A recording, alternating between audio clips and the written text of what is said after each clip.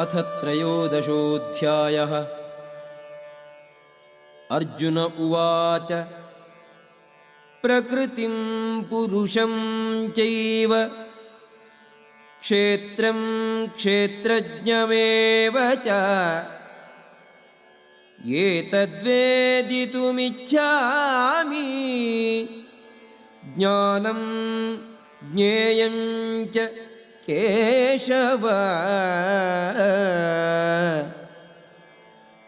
श्रीभगवानुवाच इदं शरीरं कौन्तेय क्षेत्रमित्यभिधीयते एतद्यो वेत्ति तं प्राहुः क्षेत्रज्ञ इति तद्विदः। Arjuna said, O my dear Krishna, I wish to know about Prakriti, nature, Purusha, the enjoyer, and the field, and the knower of the field, and of knowledge, and the object of knowledge. The Supreme Personality of Godhead said, This body, O son of Kunti, is called the field, and one who knows this body is called the knower of the field. क्षेत्रज्ञं चापि मां विद्धि सर्वक्षेत्रेषु भारत। क्षेत्रक्षेत्रज्ञयोः ज्ञानं यत् तज्ज्ञानं मतं मम। O sign of Bharata, you should understand that I am also the knower in all bodies, and to understand this body and its knower is called knowledge. That is my opinion.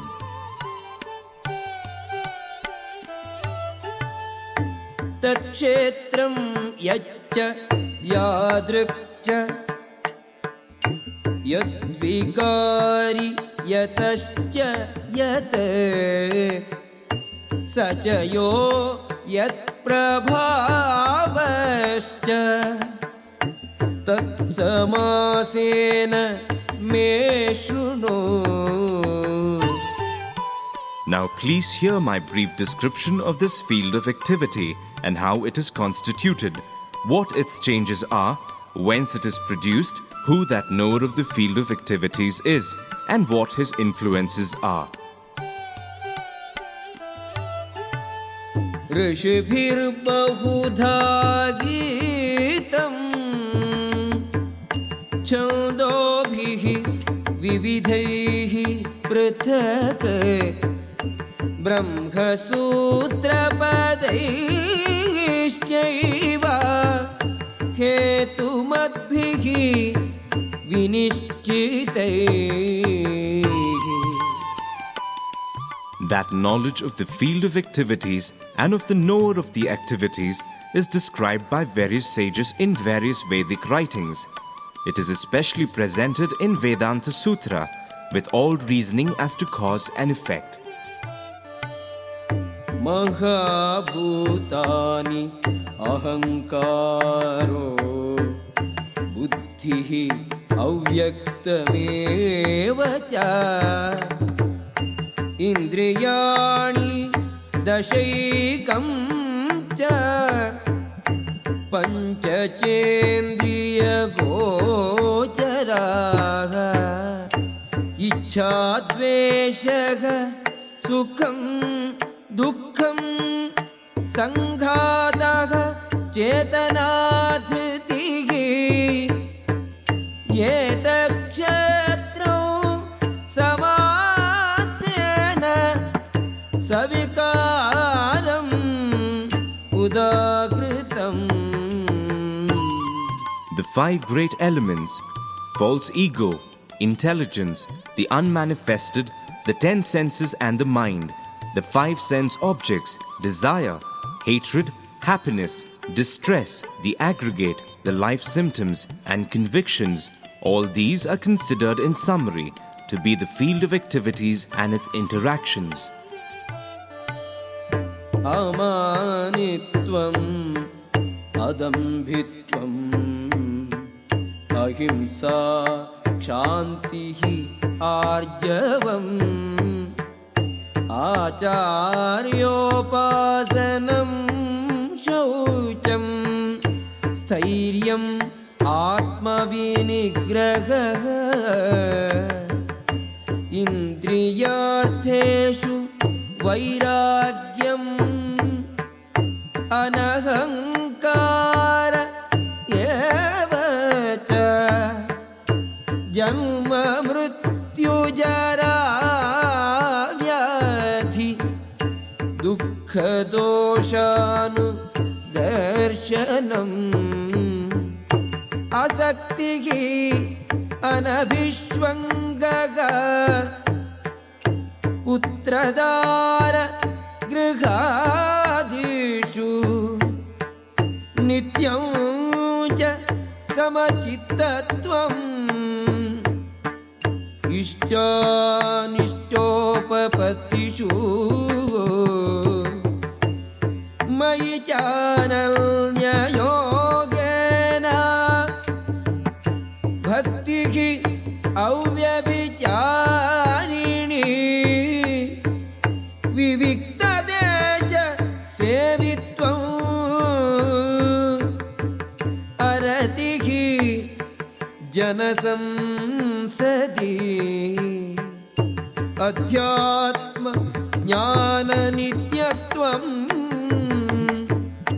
तत्त्वज्ञानार्थ दर्शनम् एतज्ज्ञानमिति प्रोक्तम् अज्ञानं यदतोऽन्यथा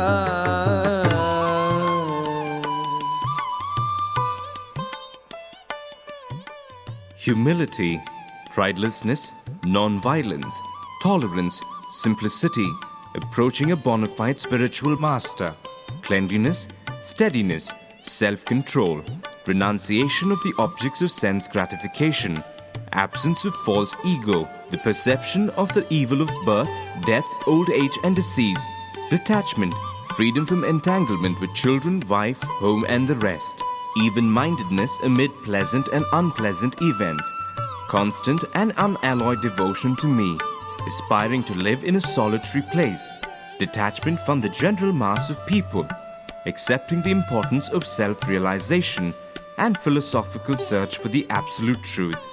All these I declare to be knowledge, and besides this, whatever they may be is ignorance.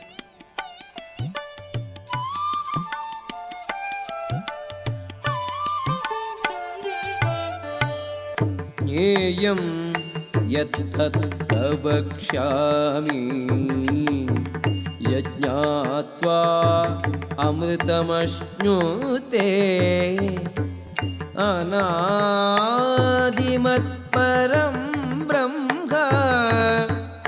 न सत्तन्नासदुच्यते. I shall now explain the noble, knowing which you will taste the eternal. Brahman, the spirit, beginningless and subordinate to me, lies beyond the cause and effect of this material world.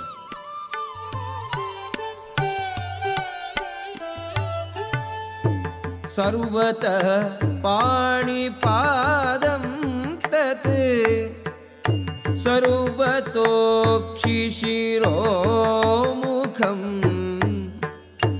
सर्वतः श्रुतिमल्लोके सर्वमावृत्य तिष्ठति. Everywhere are his hands and legs, his eyes, heads and faces, and he has ears everywhere. In this way the Supersoul exists, pervading everything. सर्वेन्द्रिय गुणाभासं सर्वेन्द्रिय विवर्जितम् असक्तं सर्वभृत्यैव निर्गुणं गुणभोक्तृ च. The Supersoul is the original source of all senses, yet he is without senses. He is unattached, although he is the maintainer of all living beings. He transcends the modes of nature, and at the same time he is the master of all the modes of material nature. Bahirantascha bhutanam acharam charameva cha sukshmatvat tadavijñeyam durastham cha antike cha tat. The supreme truth exists outside and inside of all living beings, the moving and the non-moving. Because he is subtle, he is beyond the power of the material senses to see or to know. Although far, far away, he is also near to all. Avibhaktam cha bhuteshu vibhaktamiva cha sthitam bhutabhartra tajñeyam grasishnu prabhavishnu cha. Although the Supersoul appears to be divided among all beings, he is never divided. He is situated as one. Although he is the maintainer of every living entity, it is to be understood that he devours and develops all.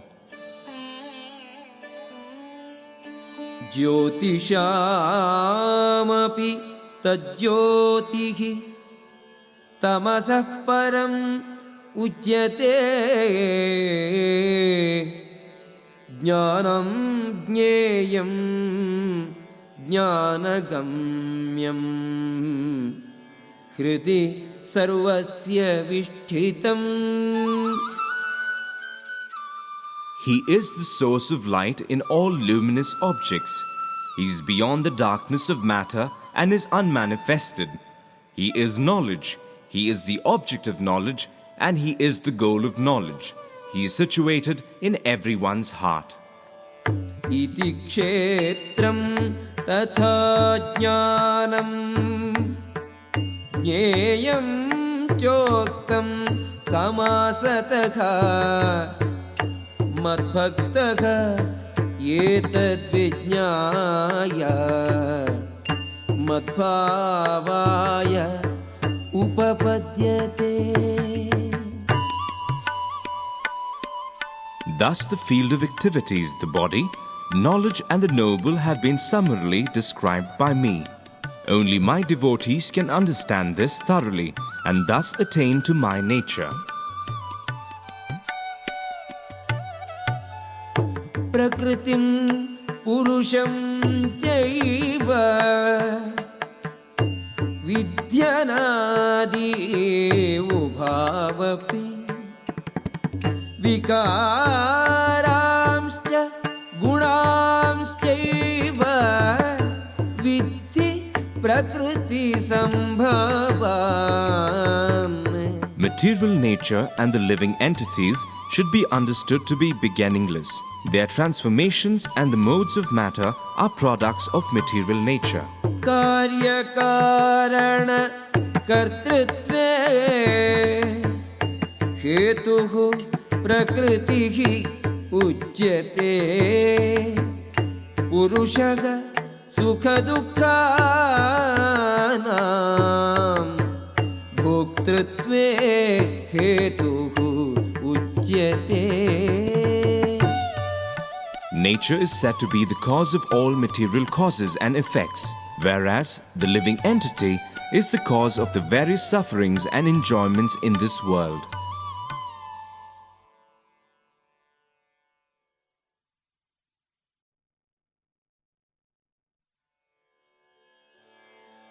पुरुषः प्रकृतिस्थो हि भुङ्क्ते प्रकृतिजान् गुणान् कारणं गुणसङ्गोऽस्य सदसद्योनि जन्मसु. The living entity in material nature thus follows the ways of life, enjoying the three modes of nature.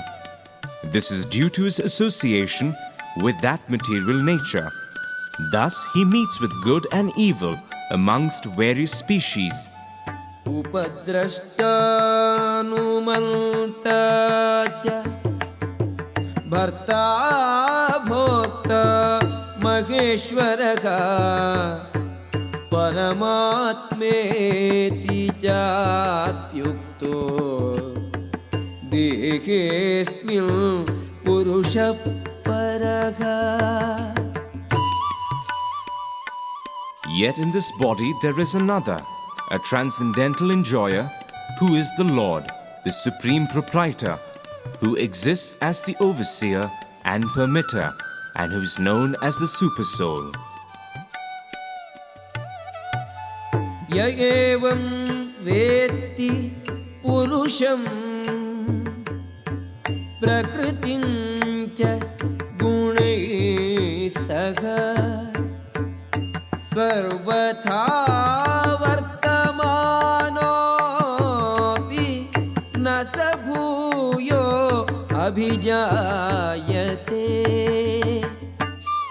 One who understands this philosophy concerning material nature, the living entity, and the interaction of the modes of nature is sure to attain liberation. He will not take birth here again, regardless of his present position.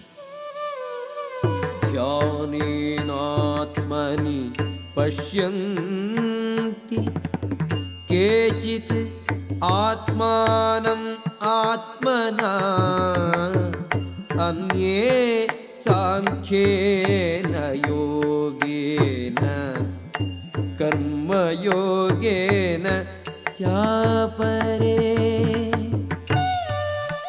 Some perceive the Supersoul within themselves through meditation, others through the cultivation of knowledge, and still others through working without fruitive desires.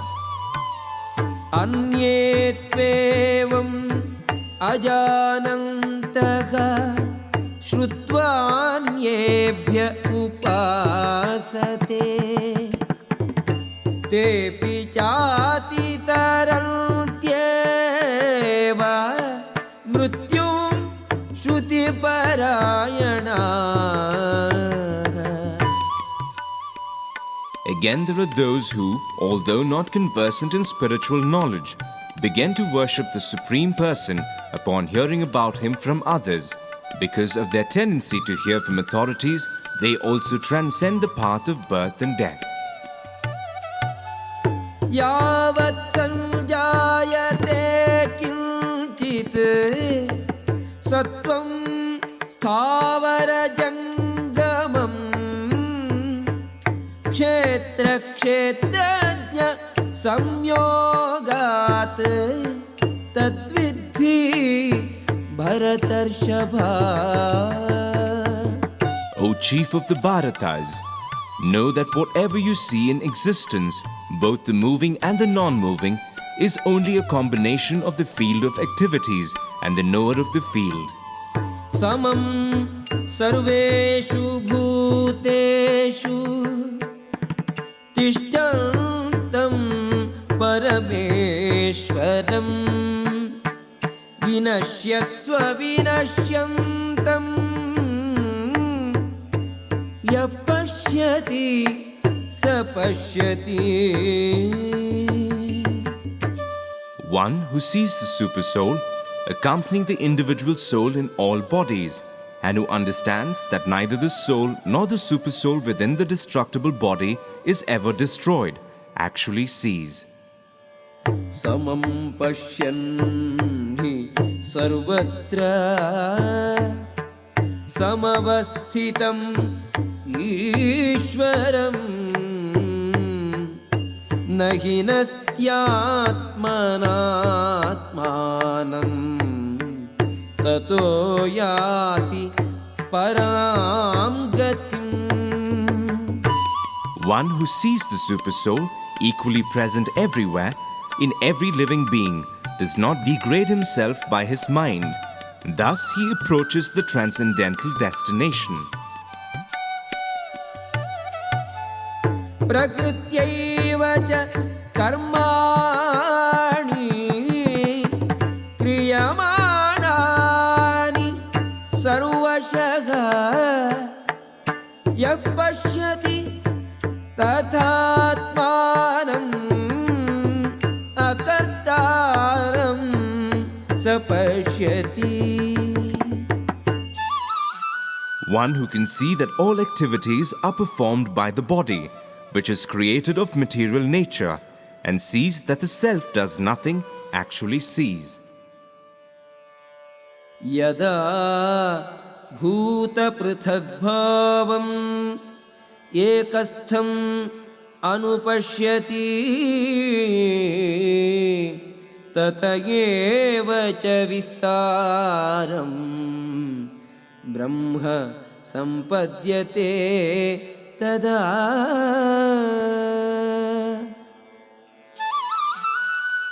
When a sensible man ceases to see different identities due to different material bodies, and he sees how beings are expanded everywhere, he attains to the Brahman conception.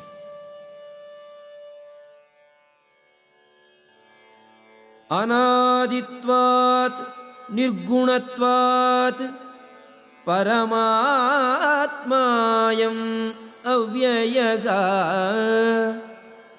शरीरस्थोऽपि Kaunteya न करोति न लिप्यते.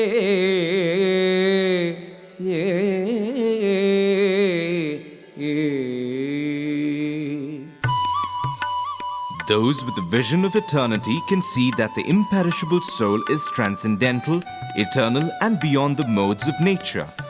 Despite contact with the material body, O Arjuna, the soul neither does anything nor is entangled.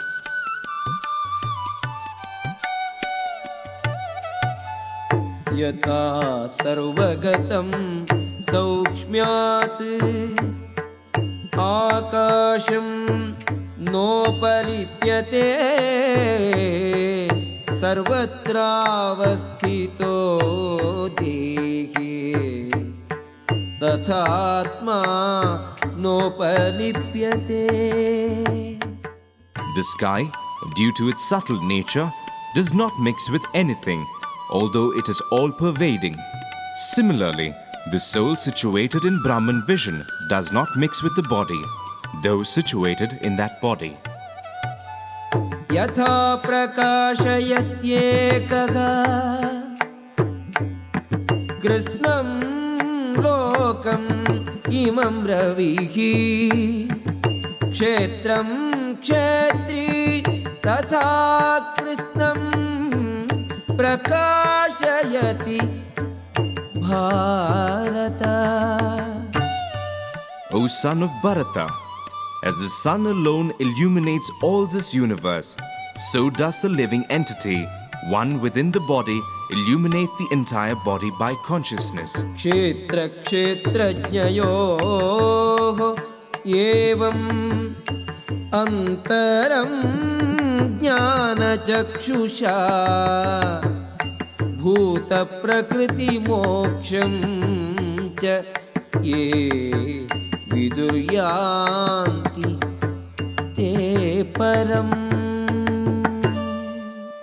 Those who see with eyes of knowledge the difference between the body and the knower of the body, and can also understand the process of liberation from bondage in material nature, attain to the supreme goal.